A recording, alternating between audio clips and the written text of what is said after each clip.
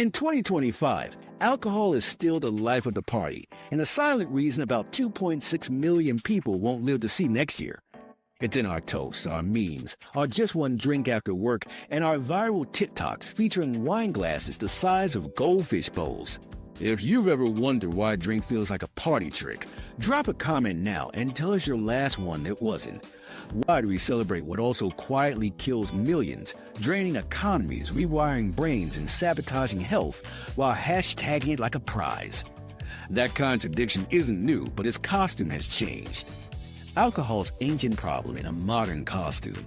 Alcohol has always been both a connector and a disruptor in human relationships. It has closed business deals, sealed marriages, healed grudges, and turned strangers into instant allies. At the same time, it has fueled addiction, sent people to hospital wards, and fractured families in every part of the world.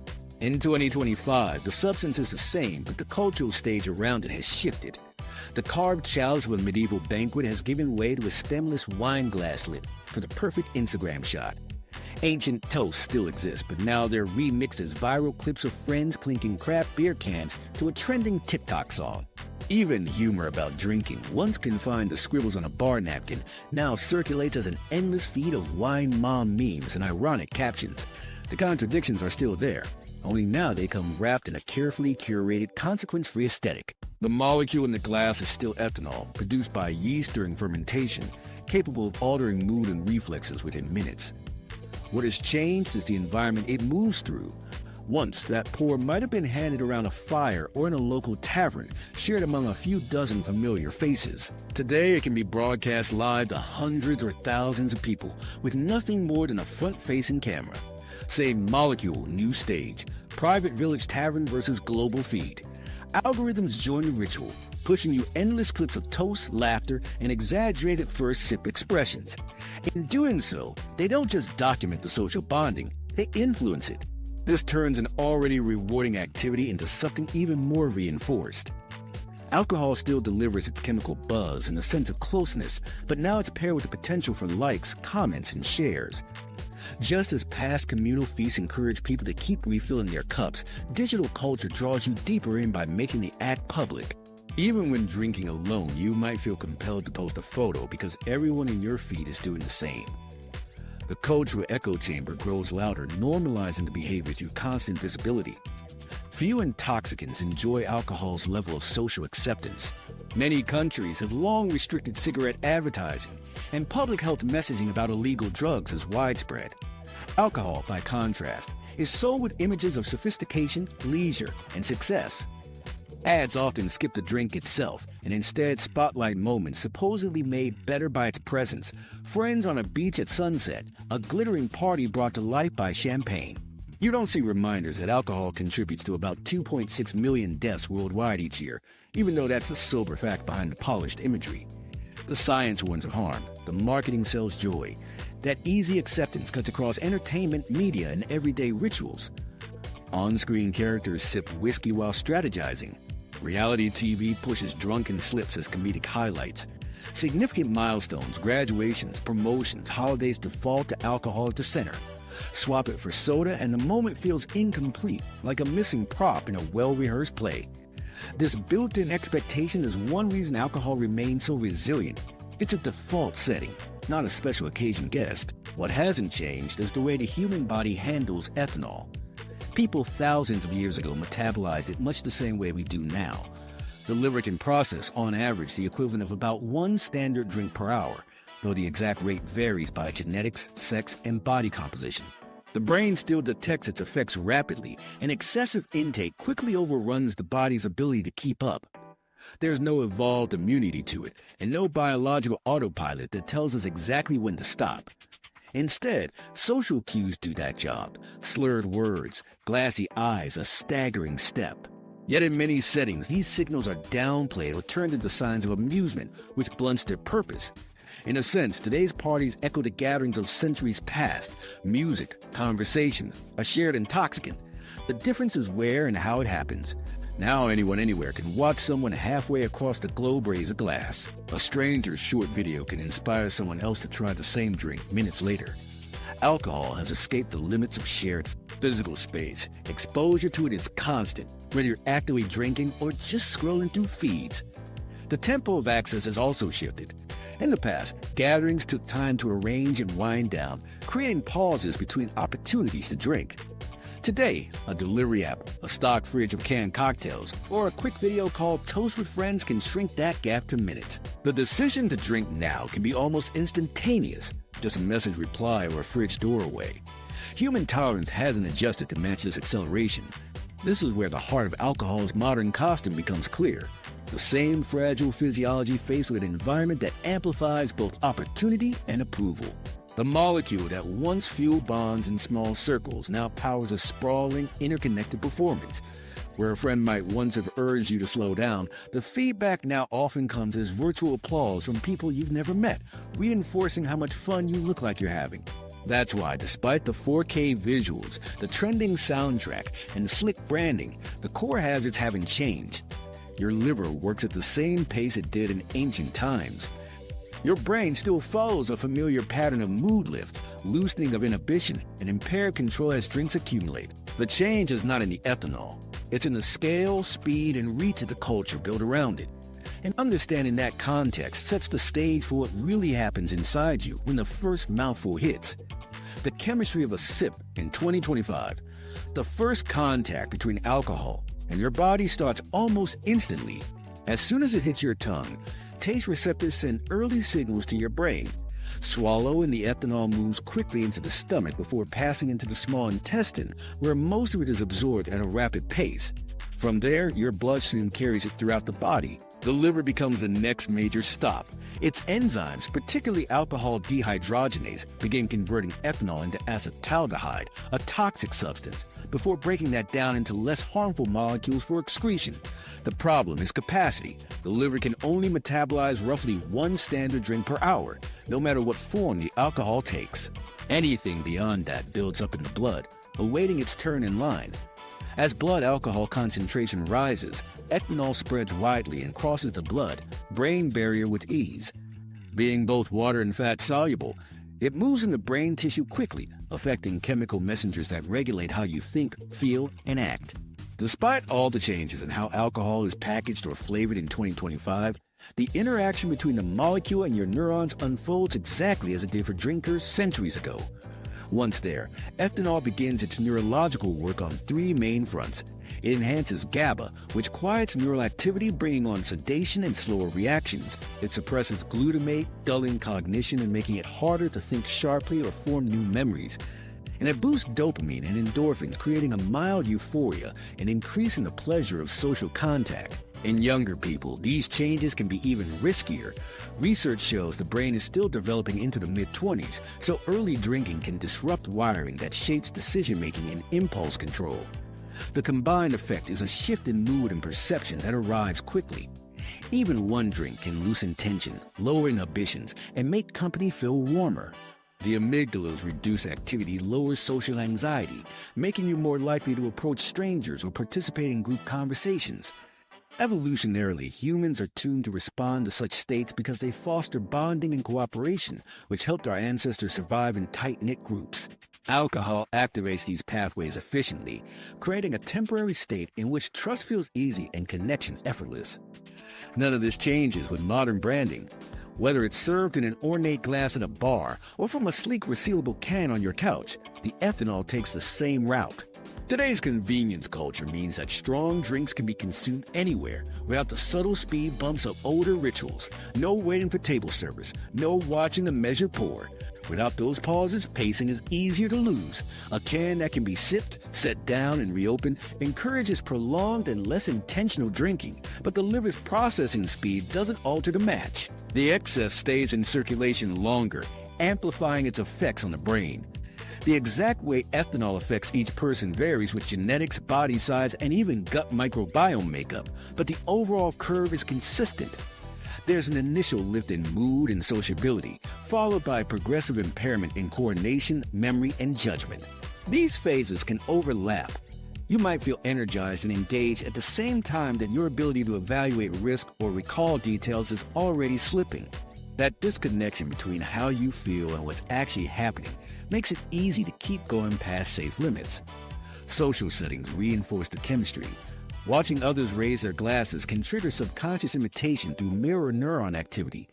Add in the feel-good chemicals already circulating, and a group can quickly sync up in drinking patterns. This collective momentum often feels natural in the moment, but it also accelerates the rise in blood alcohol for everyone involved.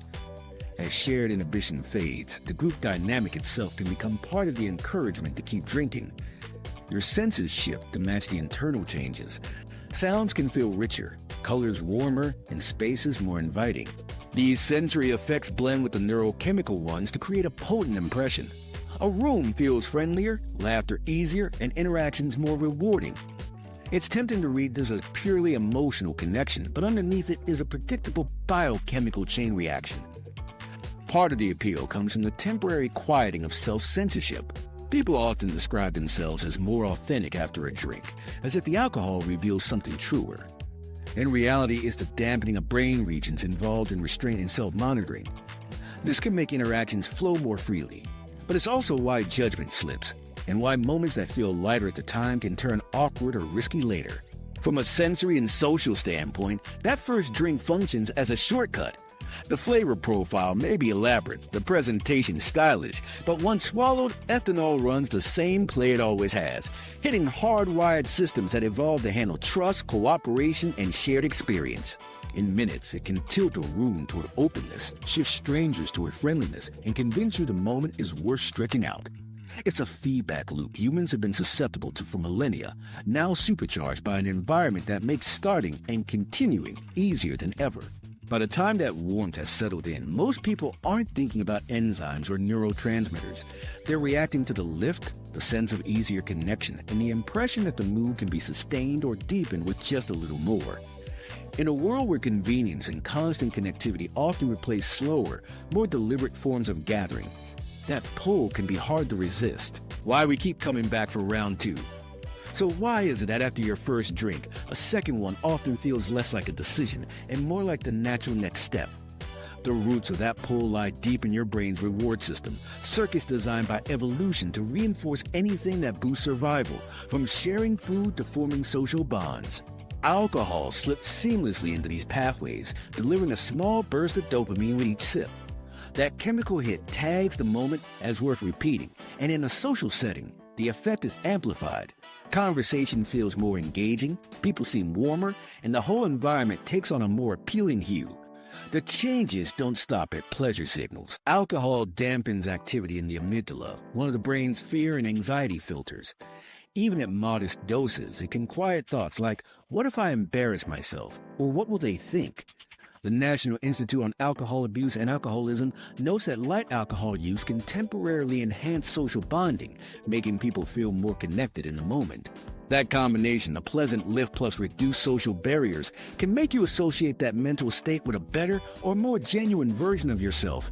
The trick is that this isn't an earned confidence born of experience. It's a chemical shortcut that wears off as soon as your blood alcohol drops. Layered over the chemistry is the mirror of social reinforcement. Drinking rarely happens in isolation, and the feedback you get from the people around you, laughter, attention, shared gestures, echoes the internal dopamine reward. Those two sources of validation strengthen each other. The brain stores the memory not just as a pleasant experience, but as an important one. When you recall a night out, it's the relaxed ease, the shared jokes, and the energy of the moment that stand out, even if the rest of the evening was ordinary. That glow in hindsight smooths over any awkward patches, making you more likely to repeat the pattern. In most group settings, this loop becomes self-sustaining. A second drink keeps you in step with others, and stepping away can feel like breaking the flow.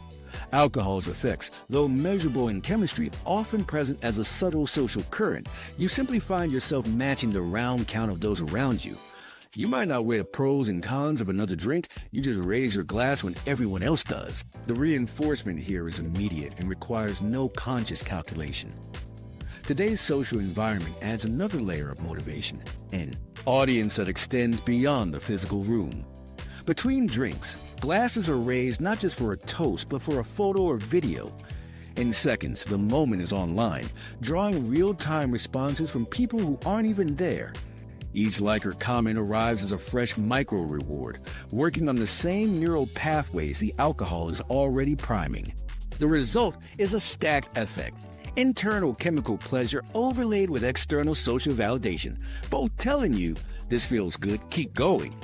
This is part of why drinking culture dovetails so neatly with performance culture. Alcohol is visually recognizable, socially accepted in most settings, and easy to present as emblematic of fun or connection. Participating means you fit into a shared narrative, and documenting it turns the experience into a social asset. That visibility can create its own gentle pressure to match the image, nudging you toward having one more so the moment and the post still looks full life. Over time, the pattern builds a mental library of good nights, many of which share the same structure. A first drink that warms the edges, a second that deepens the connection, and memories that highlight the best parts while minimizing any downsides. Your brain files these nights under worth repeating, without separating the role of the alcohol from the rest of the interaction. The next time you're invited out, you're primed to expect the same payoff, even if the circumstances or company are different. What's striking is how automatic this process can be. Moving from one drink to two rarely feels like a fresh decision. It's more often a continuation of a set of cues and rewards already in motion. The trigger might be an empty glass, the arrival of a new round, or someone raising theirs for a toast. Each signal feeds back into the loop, making the progression feel natural rather than additive. This self-reinforcing cycle doesn't require excess to function. It operates just as well in quieter settings. A single drink after work that lightens the mood can invite a second for the sake of prolonging that shift. Scenes like this don't carry the obvious markers of overindulgence, which is one reason they're easy to repeat without concern. Yet the dynamic, the chemistry, the reinforcement, the stored memory is nearly identical to the one that pushes a group from first round to third. In this way, alcohol's draw isn't just about what's happening in your bloodstream. It's about a convergence of biology and environment designed to keep you engaged. The brain's ancient wiring for social closeness rewards the same cues that modern culture amplifies through visibility and feedback. One drink tips the first domino, and the rest fall without much resistance. But here's the part neuroscientists didn't expect. The daily dose that isn't so harmless. That quiet, everyday drink, a glass of wine with dinner, a beer while streaming your favorite show, often feels too small to matter. It's framed as harmless, a way to take the edge off without crossing into excess. But your body doesn't grade on that curve. Even modest, regular intake sets off changes that don't fully reset overnight. The ethanol still travels the same route, absorbed into the bloodstream, sent to the liver for processing, and distributed through nearly every organ. You might feel fine by morning, but the underlying effects can accumulate quietly over years. Research now makes it clear that low-level drinking isn't a free pass. The physiological load may be subtle at first, but three patterns stand out. First, inflammation and cardiovascular strain. Every time the liver breaks down alcohol, it produces compounds that irritate tissues. In small amounts, the immune system can handle that stress, but frequent repetition leaves a background level of inflammation that never completely subsides. Blood vessels become less flexible. Blood pressure can creep up, and triglyceride levels can rise, nudging cardiovascular risk upward long before any symptoms are obvious. Second, toxic byproducts and their link to cancer. The chemical middleman in alcohol's breakdown, acetaldehyde, is toxic to cells. Over time, repeated exposure increases the odds of DNA damage and cellular mutations. That's why major health agencies classify alcohol as a carcinogen, and why regular drinking is linked to cancers of the mouth, throat, digestive tract, and liver. Even small amounts carry measurable risk. Studies now show that breast cancer risk rises at just one drink a day. You can't see these changes happening, but each glass contributes to the long-term hazard. Third, brain and sleep disruption.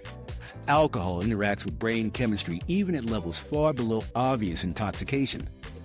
Many people use a nightcap to relax into sleep, but alcohol shortens deep, restorative stages and fragments the second half of the sleep cycle. The result can be a muted form of restlessness, waking up not fully refreshed without realizing why. Over months or years, this low-grade disturbance can chip away at mood stability, memory, and resilience to stress. Guidelines in 2025 reflect these realities.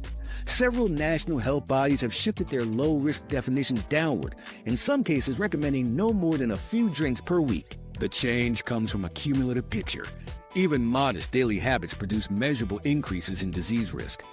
That risk isn't limited to major events decades away. It seeds small, ongoing strains across systems that keep you healthy day to day. Part of why these dangers hide in plain sight is that the early signs are easy to misattribute. A hint of digestive upset, a run of restless nights, slightly elevated blood pressure. None feel urgent, and all have plausible alternative explanations. Because moderate drinking is so normalized, its role in these patterns often goes unexamined until a doctor flags a specific marker, like elevated liver enzymes. By then, the habit can feel ingrained and harmless, making change less likely. Social comparison feeds the illusion of safety. It's tempting to measure your own intake against that of heavier drinkers in your circle. The friend downing half a bottle of whiskey nightly. The colleague who's always visibly tipsy at gatherings. Against that backdrop, one drink a day seemed like the sensible middle ground. But the body's chemistry doesn't sort risk by how you look compared to others. It responds to total exposure over time. Culturally, moderation is marketed as balance, an adult pleasure, a healthy compromise. What's often left out is that moderate patterns, when consistent, still elevate the risk for multiple chronic conditions. The repetition matters as much as the volume. It's the frequency that keeps acetaldehyde regularly in circulation, maintains low-grade inflammation, and normalizes subtle sleep disruption. Those processes unfold whether or not you ever feel drunk. Because alcohol dissolves in both water and fat, it reaches virtually every tissue, heart muscle, pancreas, brain, without much resistance. The body works to repair the small injuries it causes, but when the cycle repeats before repairs are complete, the net effect tilts toward accumulation. That's why physiologically, there's a marked difference between an occasional drink at a celebration and a nightly habit, even if neither leads to intoxication. From a practical standpoint, the stealth of the harm is part of the problem. You can go years without linking everyday fatigue or periodic stomach trouble to regular drinking. The confirmation may only come after measurable changes, blood work showing altered liver function, or a scan revealing early tissue damage. While reducing or stopping intake can allow some recovery, research shows the extent of reversal depends on how long and how heavily you've been drinking.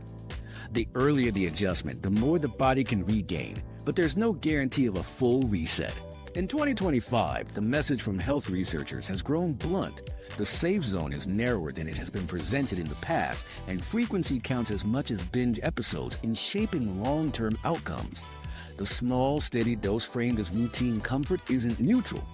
It keeps biological systems in a state of low-level adaptation to a toxin. Over time, that adaptation becomes the baseline, and the quiet consequences keep stacking up. These effects aren't just about liver metrics or risk charts. They extend to how your brain functions day to day, how refreshed you feel, and how resilient your mood is under stress. And while these shifts are subtle in the beginning, they have a way of leaving their mark in places you might not expect. In fact, scientists now have the tools to see some of those changes taking shape in real time with surprising detail. Your brain versus the bottle. When it comes to alcohol's long game, the brain is one of its most consistent targets. In 2025, brain imaging has advanced to the point where researchers can measure not just gross damage, but subtle shifts in structure and function over time. Scans now reveal that some regions begin to lose volume years earlier than people might expect. The prefrontal cortex, critical for decision-making and self-control, the hippocampus, key for forming memories, and the white matter connections linking brain regions all show wear with sustained heavy drinking, and in some cases, even with long-term moderate use. Studies now link heavy drinking to earlier cognitive decline and higher dementia risk, making these changes more than just abstract scan results. Imaging also suggests that while some recovery is possible with abstinence, early reduction secures the greatest improvements. In practice, the effects track with everyday lapses. You might walk into a room and forget why, lose words you've used 100 times, or take a beat longer to process a comment. On paper, these moments might seem harmless, but in imaging studies, they align with areas showing shrinkage or reduced connectivity. Alcohol's impact isn't limited to the hours you feel its buzz. It imprints on the brain in ways that persist. The prefrontal cortex is often one of the first to show measurable change. It governs planning, impulse control, and judgment, and gradual thinning here can quietly shift behavior. A person might become quicker to react, less patient, or prone to choosing short-term rewards over longer-term benefits. These shifts don't happen after a single drink. They're the accumulated result of years when alcohol's regular presence slowly tuning circuits toward less efficient processing. The hippocampus is equally vulnerable. This small seahorse-shaped structure in the temporal lobe is central to encoding new experiences into memory. Long-term drinkers often show smaller hippocampal volumes than their non-drinking peers, meaning fewer nerve cells and supporting networks to capture and store detail. In everyday life, that could mean remembering the headline moments of a night, but not the specifics of conversations, or dropping a set of instructions you heard just minutes earlier. It's easy to excuse such slips, but over time they can leave a noticeable mark on how much detail you can reliably hold. Then there's the brain's white matter, the insulated wiring that allows one region to communicate quickly with another. Alcohol can damage the fatty myelin sheath that protects these connections. As insulation thins, signals slow, so your brain may still find the right answer but take longer to deliver it. In a meeting or a casual conversation, that might show as hesitation before finding a word or a slightly delayed response to something unexpected. While those pauses can be blamed on stress or fatigue, imaging often shows a physical wear and tear in these pathways. Functional scans also tell part of the story. In long-term drinkers, brain regions that normally activate strongly during problem-solving or memory tasks often show weaker responses. At the same time, areas tied to ingrained habits show increased activity. That shift suggests a brain leaning more on automatic behavior and less on adaptable thinking. Over years, it can subtly influence personality, a tilt toward routine, less curiosity to experiment with new approaches, a narrowing of mental flexibility. Memory lapses get the most attention, but long-term alcohol exposure also nudges emotional regulation off balance. The amygdala, a key emotional processing hub, can change in both size and reactivity. This means that while a drink might blunt anxiety in the moment, the cumulative effect can heighten mood swings or intensify responses to stress. Irritability may come quicker, calm may take longer to return, and small setbacks can feel disproportionately disruptive.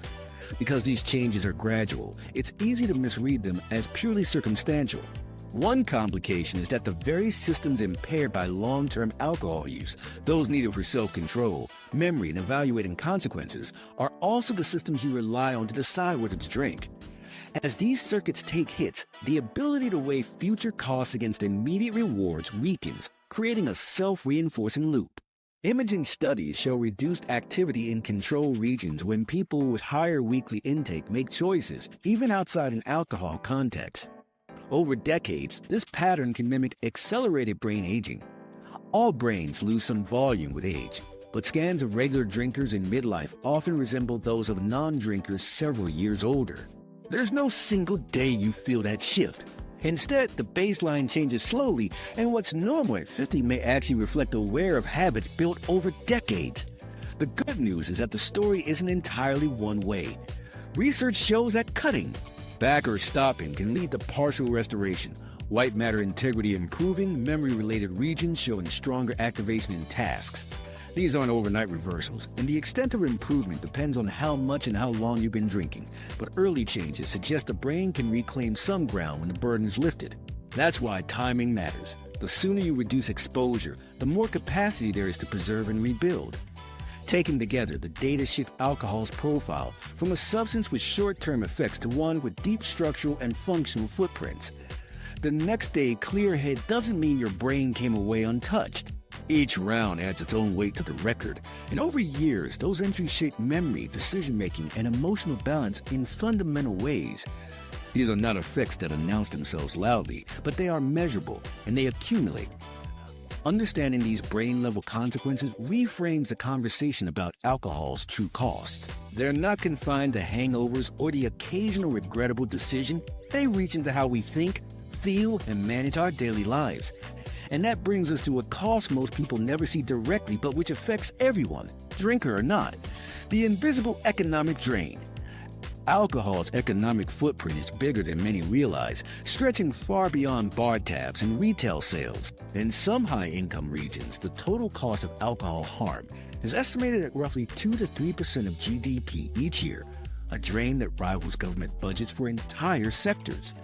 It isn't concentrated in one account, but dispersed across healthcare systems, employment losses, public safety, and household finances, making it harder to see in full. A hospital bill from a drink-driving crash or a treatment plan for cirrhosis is visible. The countless smaller losses that happen daily are not. Healthcare and treatment costs form the largest, most obvious share. Billions are spent annually on conditions caused or worsened by alcohol, liver disease, certain cancers, hypertension, depression, and digestive disorders. Hospital stays for these conditions often run longer, bring repeat admissions, and require medications or surgical interventions. Secondary complications add to the burden. A weakened immune system makes infections more likely, while long-term strain on the heart magnifies cardiovascular risks. Each extra day in hospital adds another layer to the expense, and on a national scale, those layers add up quickly. Emergency response and law enforcement absorb another large portion. Alcohol is present in a high percentage of trauma cases, including falls, burns, assaults, and road crashes. Emergency departments staff up on weekends and holidays not because other illnesses spike, but because drinking reliably fills waiting rooms. Extra police patrol nightlife districts, while first responders handle incidents that often involve intoxicated, disoriented, or aggressive individuals. Traffic collisions caused by impaired driving bring medical costs, road repairs, vehicle damage investigations, and in severe cases, lifelong care for survivors. These measures are paid for through public budgets, which means the cost is spread to all taxpayers. Lost productivity rounds out the core categories. Absenteeism is the visible tip. Workers calling in sick after a night of heavy drinking. Less visible but often more costly is presenteeism, people showing up but working below capacity due to hangovers, lingering effects of regular drinking, or diminished long-term focus. Decision-making slows, mistakes increase, and output drops. Across a large workforce, even a small percentage dip in performance translates into substantial national losses. In high-risk jobs like construction, healthcare, or transportation, reduced alertness can also cause accidents, sparking a chain of expenses from insurance claims to equipment repairs and retraining. These direct channels link in the broader economic ripples. People forced to leave the workforce early due to alcohol-related illness may depend on disability benefits or require long-term care, reducing household income and cutting spending in local economies. Families often sell assets or take on debt to cover medical and support costs. Insurance spreads the risk.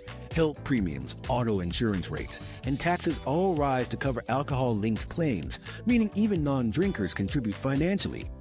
The indirect pull is constant, embedded in cost of living increases and small hikes in taxes or service fees. Alcohol's influence on other health behaviors also adds weight to its economic impact. Regular consumption disrupts sleep and can reduce motivation for exercise while encouraging calorie-dense, less healthy diets.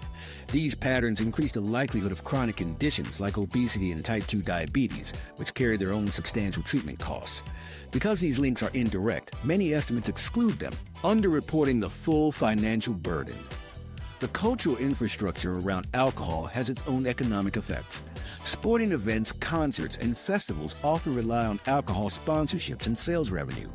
When consumption drops, organizers may increase ticket prices or scale back other offerings to cover losses. In some countries, subsidies or tax incentives support producers, effectively funneling public money into industries whose products strain public health budgets. While the costs are substantial, they're not immutable. One documented example comes from Lithuania, where significant excise tax increases in 2017 reduced consumption and delivered large net economic and public health gains. Policy changes like this show that shifting the financial landscape can influence drinking patterns and reduce the economic drag, though such measures are often politically contested. Despite the scale, alcohol's economic drain remains mostly invisible because it's fragmented. Health services absorb a share, employers another, insurers and taxpayers the rest. There's no single bill that lays out the total. Instead, it's hundreds of smaller withdrawals from public budgets, private firms, and household accounts that together rival infrastructure budgets or education spending. Seasonal spikes add complexity. Holidays, summer festivals, and major sports events trigger predictable surges in emergency calls, policing, and hospital admissions. Systems are now built to manage these periods as recurring costs rather than prevent them entirely.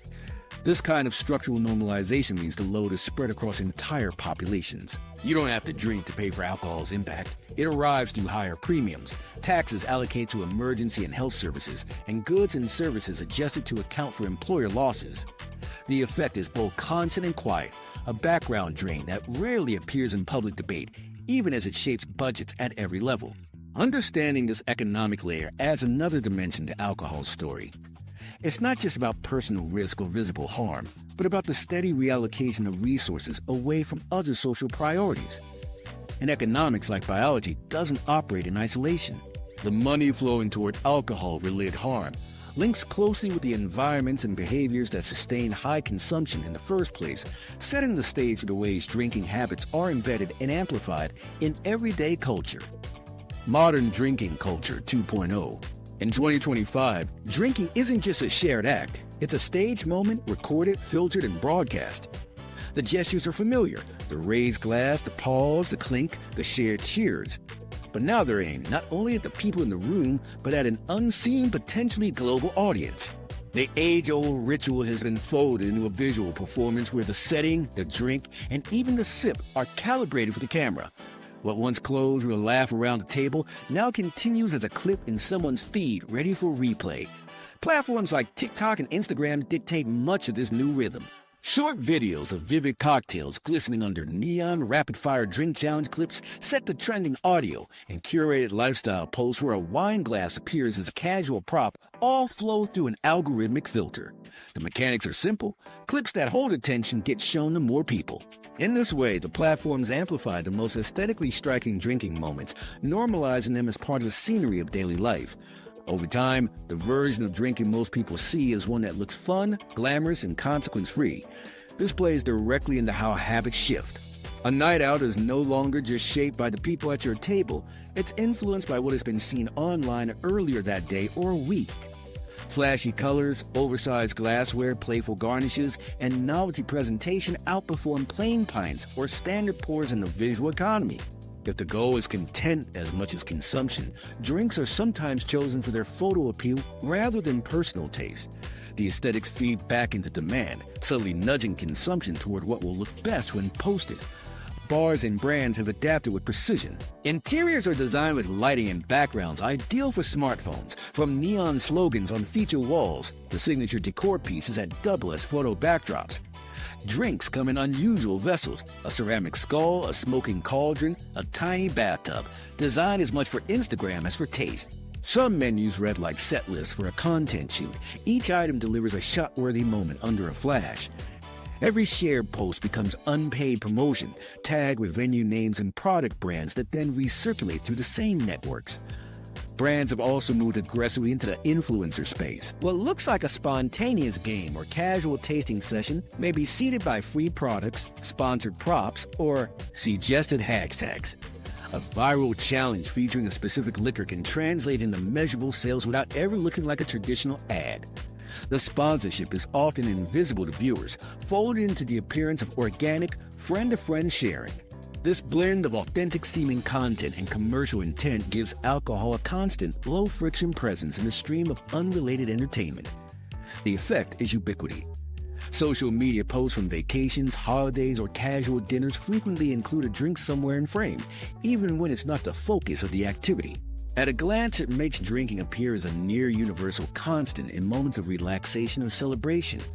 That steady exposure can shift norms. When every gathering you see online features alcohol, not having a glass in hand can start to feel like opting out of the fun altogether. Social pressure now operates on a different timescale. It isn't confined to the in-person nudge for another round. It's carried in images and clips that can reach you anytime, anywhere. Seeing a group you know participating in a new drink and dance challenge can make abstaining feel like missing a shared event. There's rarely an explicit invitation. It's the implied message that this is where people are connecting, and that being part of it comes with a drink. Some formats intensify the pace. A time-limited cocktail-making race or a 3 shots, 3 questions game might last only seconds on video, but involve rapid intake in real life. The framing focuses on the humor, the skill, or the group energy, leaving out what happens beyond the clip, the impairment, the fatigue, the potential harm. What viewers imitate is the speed and spectacle, not the unrecorded aftermath. The rapid reach of these platforms means a local novelty can go global before anyone adjusts for safety. A bar might create a colorful, high-proof drink as a one-off joke.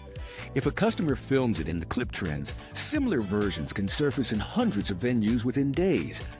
In this model, the health considerations lag far behind the aesthetics, following only after the visual appeal has saturated feeds. The exposure isn't restricted to legal age audiences. Platforms with mixed age users can funnel lifestyle content featuring alcohol into the feeds of underage viewers, not through formal advertising, but via influencers, older peers, or aspirational lifestyle accounts. Even with policies in place, the blurred line between marketing and entertainment makes enforcement inconsistent. Market analyses, including those from the IWSR, have noted that while Gen Z overall drinks less than older generations, their exposure to alcohol-centered digital culture remains high, making the association between drinking and desirable social life a familiar concept well before legal drinking age. Unlike traditional advertising's single message for all, the current wave is tailored and persistent. Algorithms concentrate the kinds of posts you've lingered on before, creating a curated microenvironment. If you engage once with a drink-making video or a clip from a bar, you can expect similar content to keep resurfacing. This can make alcohol feel more omnipresent in your personal feed than in the outside world, reinforcing the idea that it's a central part of most social moments. This dual existence, drinks as physical products and as digital content, has a reinforcing loop. The physical act affects health and behavior. The digital representation shifts perception of what's normal or interesting. You see a drink online, order it in real life, document your version, and send it back into the visual stream that influenced your choice in the first place. The loop strengthens both the consumption and the culture. Some campaigns now deliberately engineer this cycle. Brands might quietly launch a hashtag by supplying a starter pack of content to multiple influencers. Once enough posts are in circulation, the audience takes over, adding their own clips and giving the impression of an organic trend. Each new contribution widens the reach and deepens the sense that this drink, this ritual, is everywhere. For businesses, the hybrid model of ritual and performance is efficient. It pushes visibility, fuels demand, and turns customers into unpaid marketers. For the wider social environment, it shifts drinking from something done in specific context to something woven into public identity, captured, publicly shared, and made part of a collective archive of moments. A glass is no longer just an object in your hand, it's a content prop, a signal, a building block in an online narrative.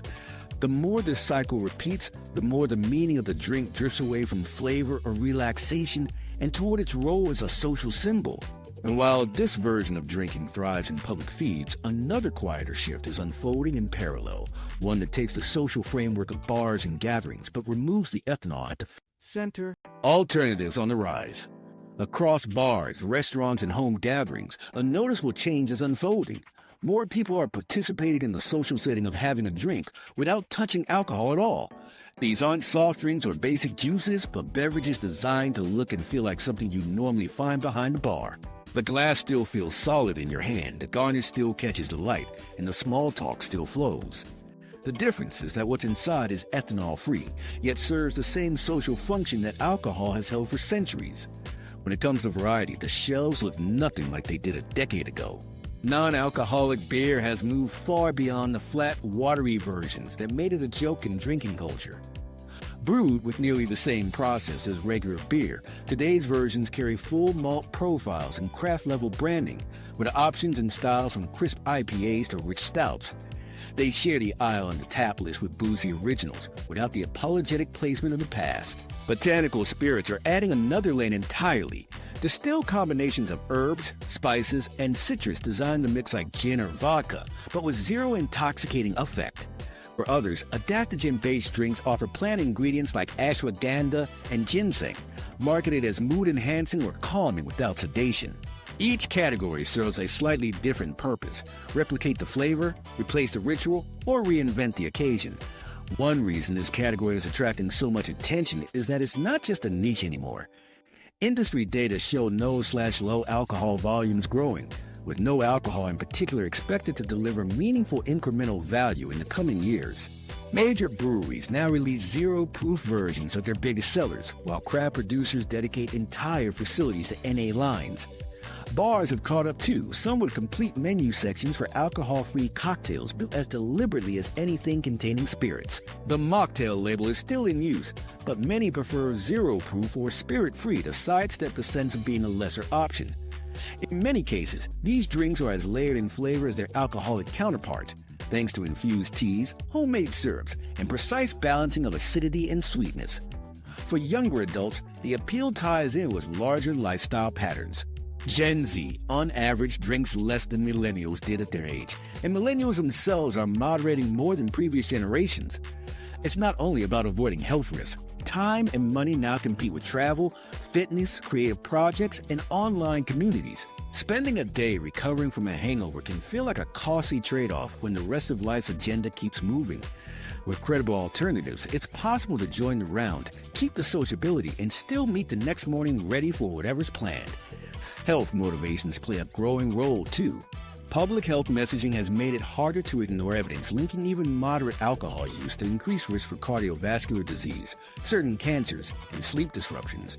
For people who enjoy the taste of a good beer or the structure of a cocktail night, non-alcoholic options remove that conflict. It's no longer a forced compromise. It feels like a conscious upgrade. You preserve the atmosphere, the flavor, the glass in hand, but without the cost to your liver enzymes or REM cycles. Businesses have economic reasons to embrace the shift. A wide NA list attracts groups that might otherwise skip a night out, reduces the chance of customers leaving early due to intoxication, and broadens appeal to health-conscious diners. Pricing can still support healthy margins, since premium ingredients and presentation command nearly the same check totals as alcoholic drinks. Over time, these menu additions change the landscape. Ordering something without alcohol doesn't stand out, it blends in. That normalization is a quiet cultural shift. In the past, skipping alcohol at a party or dinner could trigger questions, subtle judgment, or the need to explain. Now, holding a sleek NA beer bottle or a tall glass garnished with rosemary provides visual comfort. Most people won't even pause to ask. The shared ritual remains intact, helping to reduce the social pressure some feel to drink just to fit in. And in many cases, it turns out the real draw was never the ethanol, but the moment. The shared toast, the conversation, the connection. Not everyone is converting for health or generational identity. Some approach these drinks as lifestyle experiments, trying them out the way people test plant-based meats or oat milk. Others use them to pace the night, alternating NA and alcoholic drinks to stay out longer without equivalent impairment. Because the presentation matches, it's easy to switch between the two without breaking the group's flow. This blurring between alcoholic and non-alcoholic products brings its own questions. When a zero-proof beer is packaged to look almost identical to its standard version, it makes the choice to go alcohol-free feel easy and socially neutral. But it also keeps the alternative linked to alcohol's visual identity, rather than letting it stand fully apart. For now, this mimicry is intentional. It's part of the strategy to keep NA drinks in the same mental category as real drinks. The most significant outcome is that social connection no longer requires intoxication. You can still take part in a toast, appear in the group selfie, and sip something fragrant without fogging your reflexes or trading tomorrow's energy for tonight's momentum. For those curious about where they fit on the drinking spectrum, there's an easy way to test it. If you're sober curious, try one advanced NA cocktail next week and notice how the night changes. Pay attention to whether the feeling you enjoy comes from the liquid itself or from the moments built around it. As the market expands, it quietly pushes against one of drinking culture's most stubborn assumptions, that full participation in adult social life requires alcohol in the glass. If taste, atmosphere, and ritual can be met without ethanol, then the drinking part becomes optional. That redefinition matters. It allows people to keep the parts of the ritual they value most and discard what they don't, without creating a visible divide between drinkers and non-drinkers. By 2025, NA options have gone mainstream. Bars that once offered little more than soda water now showcase zero-proof bottles. Supermarket end caps display premium owned IPAs beside their alcoholic equivalents.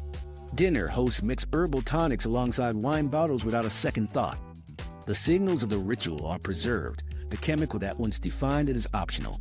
The trend doesn't replace alcohol outright, but it changes the conversation around it, making space for different choices to coexist in the same social frame. And those changing choices are landing in a moment when the wider environment around alcohol is facing pressure from another direction entirely. Policy shifts and public pushback. In many countries, the conversation around alcohol has moved from private choice to public policy. Regulators are now experimenting with measures aimed at cutting harm, tools the World Health Organization has long urged for high-impact change. New guidance encourages stronger labeling, tighter marketing rules, and higher excise taxes, especially on high-strength products. Some jurisdictions have begun to test these levers. Trial runs of graphic health warnings on packaging, stricter ad placement limits, and tax increases designed to push drinkers toward lower ABV or no alcohol options. Lithuania's 2017 excise hike remains a cited example in public health discussions for reducing consumption in the years that followed. The most visible shift for consumers is on the label. Instead of a small, polite reminder to drink responsibly, some products now carry blunt warnings about cancer risks, accident rates, or organ damage, sometimes supported by stark imagery. In pilot cities, a can of beer might have a wraparound message that demands attention before you even see the brand name. These designs borrow from the playbook developed for tobacco control, where vivid, unavoidable warnings help raise awareness among people who had tuned out decades of more subdued messaging. But that kind of presentation lands differently when applied to a drink associated with weddings, celebrations, or family dinners. Advertising restrictions work from another angle. In some places, brands can no longer run ads during hours when children are likely to be watching, or within digital spaces known to have large youth audiences. Rules block certain sponsored posts and remove alcohol campaigns from family television or sports programming in specific markets. The intent is not to erase alcohol from public life, but to reduce the frequency and reach of imagery that sells not just a product, but the idea of drinking as a default social norm. By limiting exposure to these cues, especially for people who have not started drinking or are trying to quit, regulators hope to slow the social pressure that marketing often creates. Price tools add a more tangible incentive to change habits. Higher excise rates on strong spirits, some craft beers over a certain strength, and high alcohol ready-to-drink cocktails make those options more expensive relative to weaker or alcohol-free alternatives. For some drinkers, the difference between a $12 and an $18 option is significant enough to prompt a swap. For others, especially with higher incomes or strong preferences, it's an annoyance rather than a deterrent. Even so, price remains one of the most reliable levers for changing large-scale consumption patterns, especially in populations sensitive to cost. The industry's resistance has been immediate. Alcohol producers and their allies frame these measures as excessive, penalizing the majority who drink in moderation. They highlight contributions to local economies, the jobs supported by production and hospitality, and the cultural heritage of brewing, winemaking, and distilling.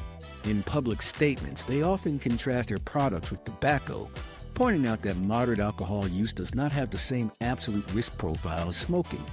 By linking their business to tradition and identity, they imply that regulation threatens more than commercial interests. It risks erasing part of a shared cultural fabric.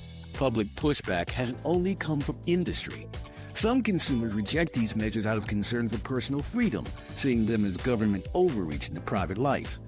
Social media threads fill with complaints about nanny-state politics when new labels roll out or price hikes take effect, especially from those who see their own drinking as harmless. For these individuals, global statistics about alcohol harm feel abstract compared to their lived experience of enjoying a drink without visible consequence. The dissonance between personal perception and public health data fuels much of the emotional reaction. That sense of intrusion is amplified because alcohol is so wired into social rituals, where graphic cigarette warnings became accepted as a mark of truth in advertising. Putting similar imagery on a bottle of wine that someone plans to open at an anniversary dinner can feel jarring. Public health experts argue that this discomfort has value. Simple text-based cautions often fade into the background, while strong visuals force a moment of reckoning. Even if the buyer dismisses the warning with a joke, the act of seeing it reframes the product in a way that smooth, aspirational marketing never would. Limiting marketing reaches deeper into the social fabric. Alcohol advertising shapes not just familiarity with brands, but the image of drinking as attractive and aspirational. Glamorized scenes with curated lighting, music, and company set expectations for how alcohol should fit into life. Removing such images from constant circulation doesn't erase the cultural role of alcohol, but it interrupts the stream of reinforcement. Over time, the absence of these cues may slightly shift what people expect from and associate with drinking occasions. Policy levers, however, have limits. A WHO-aligned approach can slow harmful patterns, but behavior change is more likely when paired with support for those who already drink heavily. In the United States, for example, federal survey data show that in 2022, only about 7.6% of people with alcohol use disorder in the past year received any treatment. That gap underscores a wider reality. Even the most assertive taxes or labeling policies can't substitute for widening access to treatment, tackling social determinants of heavy use, and addressing the stigma that keeps many from seeking help. Adding to the complexity is geography. Regulation levels vary widely, even between neighboring countries. In parts of the world, alcohol marketing remains largely unrestricted and taxes are minimal. When stronger rules are introduced in one jurisdiction, consumers can sometimes bypass them by buying from more lenient markets, especially if online sales make that frictionless. This patchwork makes enforcement harder and can dilute the measurable outcomes in any one country's policy trials. The politics around these measures are becoming more direct. Alcohol control is shifting from being a quiet administrative matter about licensing hours or drink driving limits to an active and visible policy debate. Questions about labeling, advertising, and pricing now play out in legislatures, courts, and public hearings, with arguments balancing health evidence against commercial interests and individual rights. Similar to debates on climate targets or food label transparency, the discussion pulls in scientists, industry figures, advocacy groups, and citizens, each with competing definitions of what responsible looks like. Because these measures touch economics, tradition, and personal behavior at once, the number of invested voices is high. Health organizations press for stronger, faster action, citing accumulating research. Industry channels resources into lobbying and PR to frame proposals as harmful to jobs and culture. Consumers respond based on their own drinking habits, political leanings, and trust or distrust of government. In this mix, every new policy trial becomes a cultural as well as a commercial flashpoint. At its core, the dispute isn't about whether alcohol carries risk. That's well established. The fracture lines open over who frames that risk, which tools are acceptable to reduce it, and what balance the strike between revenue, heritage, personal choice, and collective health. In practice, every rule or rollback sends signals far beyond the immediate effects, shaping how alcohol is seen and talked about in public spaces. The result is a policy conversation that is no longer confined to health departments. It runs through store aisles, advertising channels, and social media comment chains. And as these debates gain visibility, they inevitably raise a broader question about what happens if the grip of alcohol on cultural life loosens and how social patterns might reconfigure its place. A future without the same party trick. If current patterns of reduced alcohol use continue in many Western countries, we'll likely see a gradual but noticeable reshaping of how people connect in social settings. For a long time, alcohol has been a go-to shortcut for breaking the ice, smoothing pauses in conversation, and signaling that a group is ready to relax together. Without it as a default, those moments will still exist, but the framework supporting them will probably change. The emerging question is what fills that space when a drink in hand is no longer the assumed starting point. One likely replacement is the continued growth of alcohol-optional and sober-focused events. These aren't simply traditional gatherings with the bar removed. They're designed from the ground up to work without alcohol. Instead of centering evenings in pubs or clubs, they may start with an activity and build a social component around it. Fitness-led meetups, themed food events with zero alcohol pairings, live music in coffeehouse settings, early morning dance sessions, or interactive art installations are all examples already taking root. The aim is to create connection to shared movement, creativity, or sensory experience rather than relying on ethanol to trigger openness. For some, this approach not only avoids health risks but also encourages more intentional conversation from the start. In smaller communities, alcohol-free social alternatives are appearing in quieter, steadier forms. Local book clubs, neighborhood gardening projects, running groups, tabletop gaming nights, and community cooking sessions all for the familiarity and repetition that alcohol has often fast-tracked. Without a chemical boost to accelerate intimacy, trust and rapport tend to build more slowly. That can lead to deeper, longer-lasting bonds, but it also asks participants to invest time and energy up front, something not everyone finds appealing in a fast-paced culture. Technology is extending this shift beyond geographic boundaries. The video-based platforms many people relied on during periods of forced isolation are now being used deliberately to build alcohol-free networks. Virtual concerts, cooking classes, trivia nights, hobby workshops, and conversation groups expand the pool of people you can meet without entering a drinking venue. Matching apps for platonic friendships, interest-based chats, and fitness challenges create digital spaces that replicate some of alcohol's old functions, fostering a sense of shared moment between people who might otherwise never meet. Here, algorithms handle the coordination once provided by rounds at the bar, bringing the right mix of people together without requiring alcohol to break the ice. Some trends are leaning into spontaneity without the ethanolysis. Pop-up cafes open for a weekend and vanish. Outdoor games or art installations appear unannounced in public squares. Invitation-only mystery meat dinners reveal their guest list only as the evening unfolds. These formats create the same buzz of unpredictability alcohol once amplified, relying on novelty and environmental design over the short-term lowering of inhibitions. For some people, that makes the interaction more rewarding. For others, it can feel like the social work is heavier without a drink to ease the edges. The likely health advantages of this cultural drift are straightforward: steadier sleep patterns, more consistent moods, fewer accidents, and lower risk of alcohol-related disease. People building their social lives without alcohol often describe clearer memories of events, more productive mornings, and fewer moments of regret. Group-level effects can include fewer conflicts escalating in the moment, quicker recovery between events, and more inclusive environments for those who avoid drinking for personal, medical, or religious reasons. Still, some aspects of social life are harder to replace. Alcohol's unique combination of disinhibition, quickened group bonding, and softened social barriers doesn't have a perfect substitute.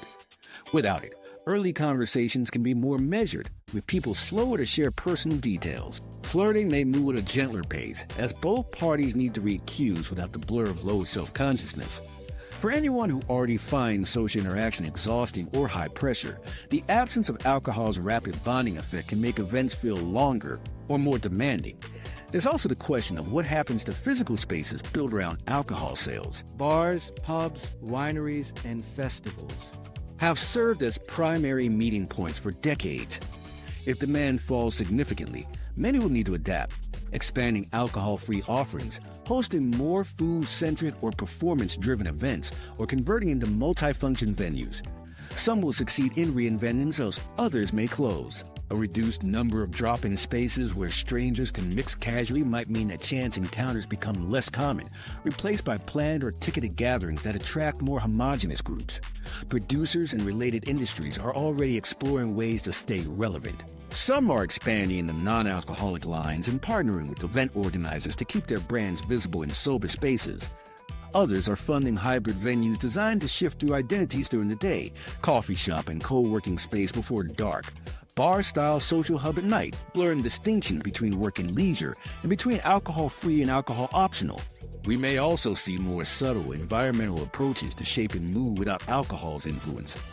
Venues are experimenting with music progression, dynamic lighting, temperature changes, and even scent diffusion to steer group energy.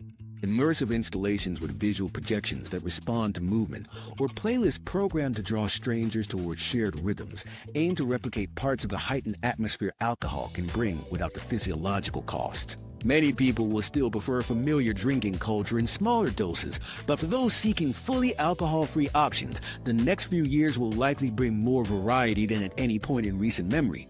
Retreat-style weekends with workshops and communal meals, late-night cafes hosting acoustic sets, interactive cooking events, or open-air movie nights can all carry an evening without alcohol at the center. These gatherings often attract a mix of committed non-drinkers, people taking a break, and those who simply want to try something different. Over time, the working definition of going out could shift. Instead of automatically picturing a bar or drinks-filled party, people might think in terms of activity menus, dance, sport, art, learning, where beverages are an accessory rather than an axis. That could make social life more accessible to people who've historically avoided alcohol-heavy spaces, reframing it as one of several equally valid options instead of a requirement. The changes won't cover every context. In settings where fast rapport is central, large conferences, festivals, or speed dating formats, alcohol's old role as a quick social accelerator will be hard to replicate. Organizers may need to deliberately design icebreakers, collaborative activities, or environmental cues that create cohesion within hours. Those substitutes can work, but they require intention and structure, which can come at the cost of spontaneity. The small and planned moments that alcohol once drew out, a shared joke between strangers, an unexpected exchange on a dance floor, are more difficult to engineer. The real task isn't just cutting alcohol, it's finding ways to replace or rethink the bundle of effects it brought. That means replicating the rhythm of group rituals, the visual cues that signal collective participation, and the unspoken permission for people to relax their guard. Some of that can be rebuilt through space design, activity choice, and repeated contact. Some may take longer cultural adjustments to feel normal without a chemical nudge. If this shift continues, we could see more intentional interactions, less long-term health damage, and social scenes that leave people clear-headed the next day. But the tempo of bonding may change, making certain kinds of instant closeness less common. Whether that's a gain or a loss depends on how people value connection. Is it better when it builds slowly or when it's sparked instantly? Would you choose deeper conversation that forms over time or a faster, bartender-facilitated shortcut? Tell us in the comments. Alcohol's paradox has always been the same. The immediate social reward weighed against long-term cost. In 2025, that trade-off is clearer than ever. Quick connection and ease on one side, risks to health, public resources, and daily life on the other. The question isn't whether it works in the moment, but whether it's worth the cumulative debt. Research offers a simple lever. If you drink, limit how often and choose lower ABV or no low alcohol options to reduce harm. Less often works. What about you? Have you had a one-drink night that turned into more? Share below and like or subscribe for more deep dives.